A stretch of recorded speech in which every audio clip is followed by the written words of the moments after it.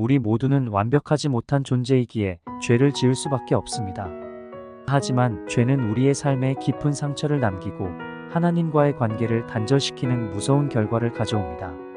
마치 병든 몸이 치료를 필요로 하듯 죄를 지은 우리의 영혼도 회복이 필요합니다. 오늘은 시편 6편을 통해 죄와 회개에 대해 함께 묵상하며 우리의 삶을 돌아보는 시간을 갖겠습니다. 시편 6편 1절입니다.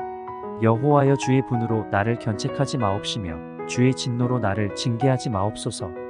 다윗은 죄로 인해 하나님의 진노를 느끼며 절박하게 기도합니다. 그의 기도는 마치 병든 사람이 의사에게 치료를 간절히 요청하는 모습과 같습니다. 하나님의 분노라는 표현은 죄를 지은 인간에게 임하는 하나님의 공의로운 심판을 의미합니다.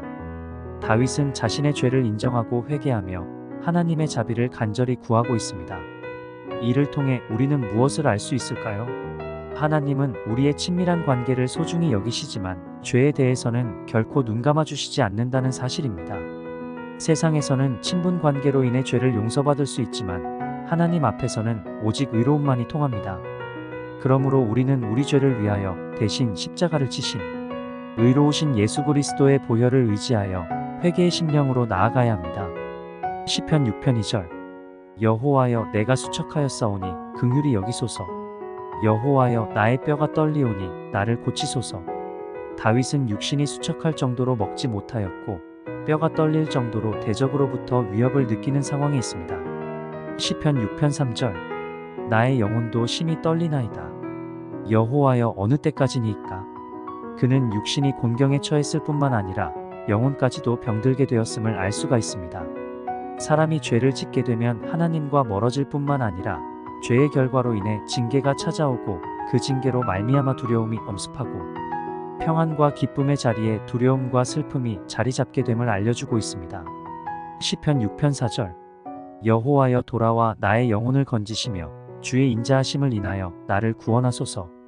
다윗은 하나님께 돌아와 주세요라고 기도하며 하나님의 임재가 자신에게서 떠나버렸음을 느낍니다. 죄는 하나님의 거룩한 영과 우리 사이를 가로막는 장벽과 같아서 죄를 지은 우리는 고립감과 외로움을 느끼게 됩니다. 하지만 하나님은 우리를 버리지 않으시고 죄에 빠진 우리를 구원하기 위해 항상 함께 하십니다. 마치 어둠 속을 헤매는 길 잃은 양처럼 우리는 하나님의 빛을 갈망합니다. 하나님의 자녀가 죄를 짓고 어둠 속에 빠질 때 하나님의 성령은 우리의 마음을 찔러 회개하게 하십니다. 이는 마치 사랑하는 자녀가 잘못된 길을 갈 때 부모가 훈계하고 바른 길로 인도하는 것과 같습니다. 다윗의 기도는 우리에게 큰 위로와 소망을 줍니다. 비록 우리가 죄를 지어 하나님으로부터 멀어졌더라도 회개하고 하나님께로 돌아오면 언제든지 용서받고 회복될 수 있음을 보여주기 때문입니다. 하나님의 자비는 마치 어둠을 밝히는 빛과 같아서 우리의 상처 입은 영혼을 치유하고 새 힘을 주십니다. 시편 6편 5절. 사망 중에서는 주를 기억함이 없사오니 음부에서 주께 감사할 자 누구리이까? 시인의 상황이 목숨이 위태로운 상황까지 왔음을 알려주고 있습니다. 만일 이대로 시간이 흘러서 죽게 된다면 무덤에서 주님께 감사할 자는 아무도 없을 거라고 탄식하고 있습니다. 그만큼 살아생전 주님께 감사로 돌려지는 삶이 되기를 간절히 원하고 있습니다. 시편 6편 6절. 내가 탄식함으로 곰핍하여 밤마다 눈물로 내 침상을 띄우며 내 요를 적시나이다. 이 상황이 하루 이틀의 상황이 아님을 알 수 있습니다. 우리는 이 본문을 통해 사람이 죄를 짓기는 쉬워도 다시 정결케 되고 회복해 되는 과정은 눈물과 탄식의 기도가 요구됨을 알 수가 있습니다. 많은 인내의 시간이 필요한 것입니다. 주님께서는 완전히 돌아서서 깨달을 때까지를 요구하고 계십니다.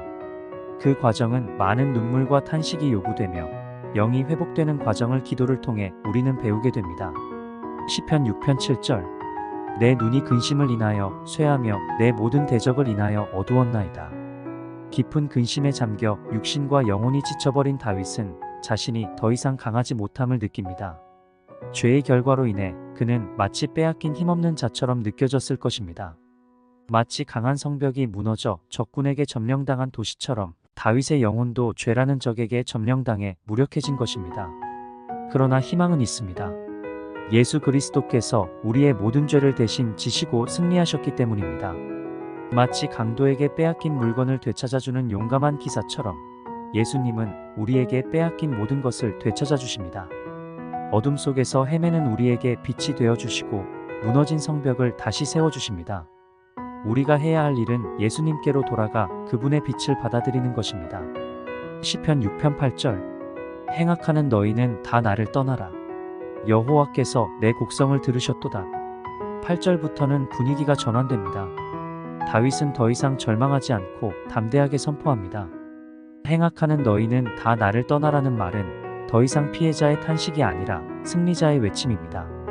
이러한 변화는 단순한 감정의 변화가 아니라 하나님께서 그의 기도를 들으셨다는 확신에서 비롯된 것입니다. 다윗은 자신의 기도가 응답되었다는 믿음을 가지고 이제는 악을 물리치고 승리할 것을 선포합니다. 이러한 변화는 단순히 감정적인 반응이 아니라 하나님과의 관계 회복을 통해 얻게 된 영적인 승리입니다. 죄로 인해 영적으로 병들었던 다윗이 회개하고 하나님께 나아갔을 때 하나님은 그의 기도를 들으시고 응답하셨습니다.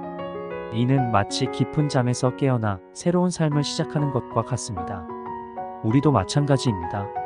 죄에 붙잡혀 힘없이 나아가지 못할 때 하나님께 나아가 회개하면 새로운 힘을 얻을 수 있습니다. 하나님의 말씀을 통해 우리의 마음을 정결하게 하고 성령의 도움을 받아 악을 이겨낼 수 있습니다. 다윗의 고백은 우리에게 큰 용기를 줍니다. 우리가 아무리 어려운 상황에 처해 있더라도 하나님께 나아가 기도하면 반드시 응답을 받을 수 있다는 것을 보여줍니다. 믿음으로 나아가면 하나님께서는 우리의 기도를 들으시고 우리를 승리로 이끄실 것입니다. 시편 6편 9절. 여호와께서 내 간구를 들으셨으며 여호와께서 내 기도를 받으시리로다.